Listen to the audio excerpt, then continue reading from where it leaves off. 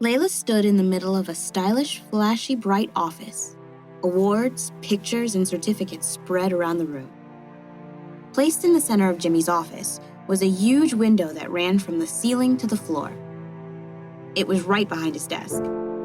As he poured out a drink into a short glass from the sidebar of the room, she stared out into the window, waiting for him. Jimmy put the drink down and grabbed his glasses. He walked into her sight of view to get her attention. Please, have a seat, Layla. Are you okay? You seem to be out of it.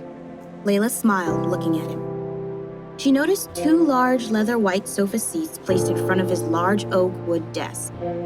She walked over to one of them and took a seat. I'm sorry. I have a lot on my mind. Is there anything I can help you with? I appreciate it, but I'll be okay. Layla was anxious. Her emotions rattled up in her like lottery balls jumping in a container. She felt alone. Sitting in his office was surreal, but at the same time, disheartening.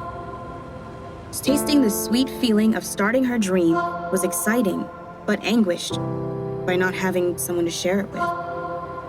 To calm her nerves, she said to herself, "Breathe." She took a deep breath and exhaled.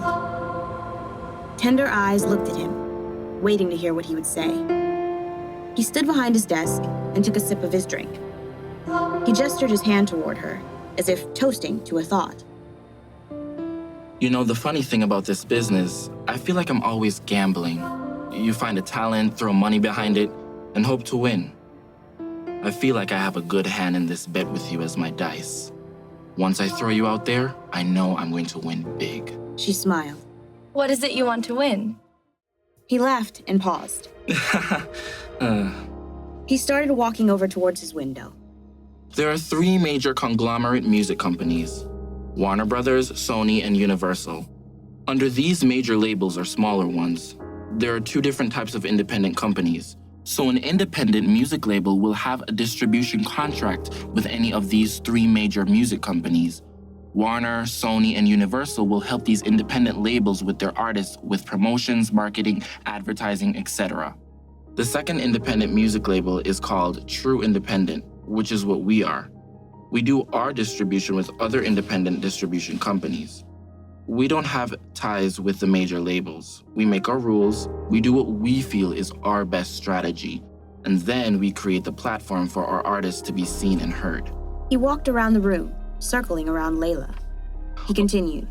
A lot of artists are not educated on how this business works. Most of the time, the record companies get all the profits off of the artist. An A&R agent can be walking around the streets of New York City. He sees a talented kid singing on the corner with the crowd cheering him on. This A&R agent sees the dollar signs. I've known A&R agents that look at an artist as a hooker. Layla burst out laughing. What? Jimmy chuckled. I know it sounds ridiculous, but think about it. A pimp sees a beautiful girl and sees how he can make a profit giving her to men. How he can make an investment. That's how some of these guys I know think. They see an artist and they see an investment. Someone to pimp them out for shows, tours, and albums.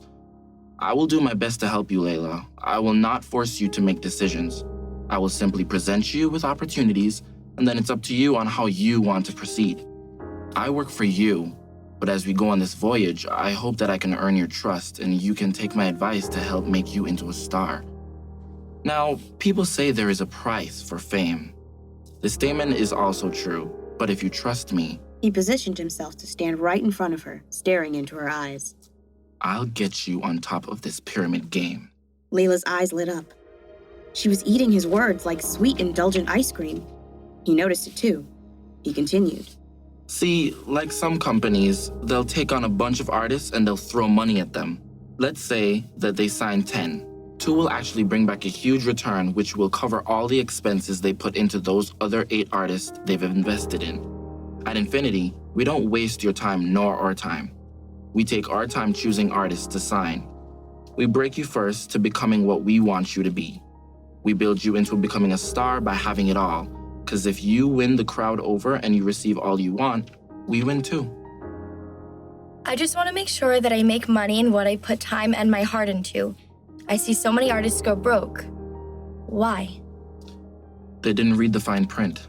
They didn't know how the recording companies were spending money behind their back. Do you really think that when you sign to a label and they offer you an advance of, let's say, $100,000, you think they give that to you for free? That you can skip your ass down to the bank and cash it in? No, babes. That's a loan that you have to pay back. Let me break it down to you. He sat down in the other white leather sofa seat across from her.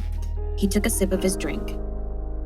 The end game for both the music label and the artist is what they both want in return: royalties. There was an artist that came to me and he wanted to be signed with us. Due to his contract with another label, we couldn't help him. He owed the label money. He got pimped out bad and never saw a check handed to him.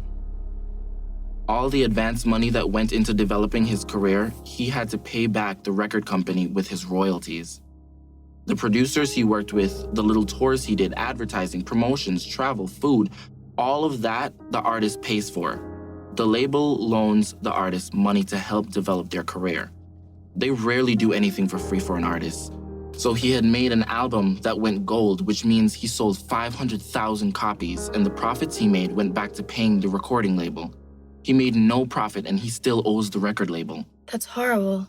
I know. He took a sip of his drink. Can you give me an example financially how an artist can go broke? What a record label does is record an album, manufacture, distribute, market, and promote. Let's use the old model where people used to buy CDs in a retail store. We'll call the artist Puppet. Puppet goes into the studio and makes a killer album. They put their heart and soul into this. People want to hear your pain. Artists that put their soul into their music, they are the ones that make a name in this business. They are the ones that can have a career for decades. So Puppet makes an incredible CD. Let's say the cost of the CD is $17.98. The royalty rate is 12% of the SRLP. That stands for Suggested Retail List Price. You got me so far? She nods her head. If I go too fast, please let me know. Now the album goes gold, which means it sold 500,000 copies. If an artist goes platinum, that means they sold 1 million copies. So for this example, Puppet sold 500,000 copies.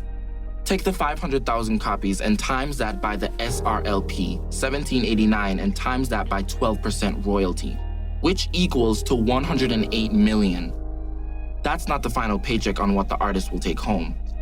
Here are the following deductions for this example to apply before Puppet gets their final paycheck.